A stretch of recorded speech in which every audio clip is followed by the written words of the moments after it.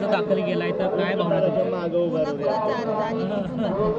मी माझ्या साठे कुटुंबियांतर्फे जिल्हा परिषद टाकळी गण आपला गट आणि टाकळी गणासाठी आपण साठे परिवारातर्फे आणि सहकारी सदस्यातर्फे आम्ही एकूण अर्ज 4 दाखल केले।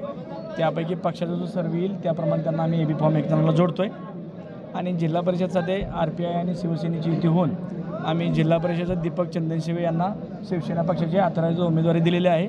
आणि मला खात्री आहे की गेली 20-25 वर्ष झालं आम्ही टाकळी गटासाठी आणि ह्याच्या अगोदर देखील काशीगाव गटाची आम्ही निवडणूक लढलेलो आहेत। त्यावेळेस पांडुरंग खिलारे हे आमचे उमेदवार होते। अनोळखी उमेदवाराला 4,500 मतं पडली। तर आज तर पक्ष सत्तेमध्ये आहे। पक्षाचे प्रमुख नेते सन्मान्य एकनाथजी शिंदे साहेब, माझ्या पाठीचे माझे बंधू सन्मान्य महेश नाना साठे हे फुल ताकदीनं उभं राहून येणाऱ्या निवडणुकीमध्ये टाकळी गटावरती भगवा झेंडा नक्कीच फडकेल आणि असा मला आत्मविश्वास आहे। बरोबर आहेत अण्णा बरोबर आहेत। स्वर्गीय ह्या निमित्ताने मला एवढीच आठवण येते की स्वर्गीय कैलासवासी भारतनाना भालके हे माझ्या पाठीशी होते आणि इथून पुढच्या काळात देखील मला त्यांचा भालके कुटुंबाचा मी म्हणतो दृश्य असा देखील आशीर्वाद माझ्या पाठीशी खंबीरपणे उभा आहे आणि मला यात काही संकोचपणे माझ्या मनात काही शंकाच नाही आहे। आणि तुम्ही बघताय आज माझ्यासोबत अण्णा आहेत म्हणजे भालके परिवारापैकी कोणतरी सदस्य माझ्यासोबत आहे 100% आणि सर्वच पक्षाची।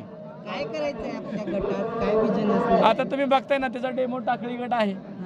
टाकळी गाव आहेच आहे ना। त्याची आजच्या ह्या 2 वर्षा कार्यकालमध्ये आपण टाकळी गावासाठी येत असलेल्या विविध सुविधा रस्ते, पाणी, गटर, लाईट यासारख्या अनेक सुविधा दिलेत। 79 कोटीची कामं टाकळी ग्रामपंचायत हद्दीमध्ये चालू आहेत आणि पाठीमागली टाकळी नाही आत्ताची टाकळी आणि टाकळी गटाची ही शेवटची निवडणूक आहे।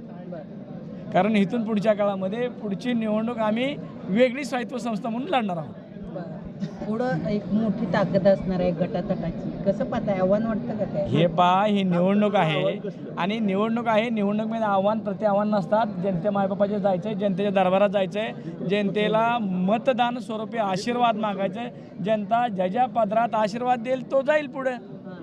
आणि तुम्ही जनतेला काय आव्हान करा?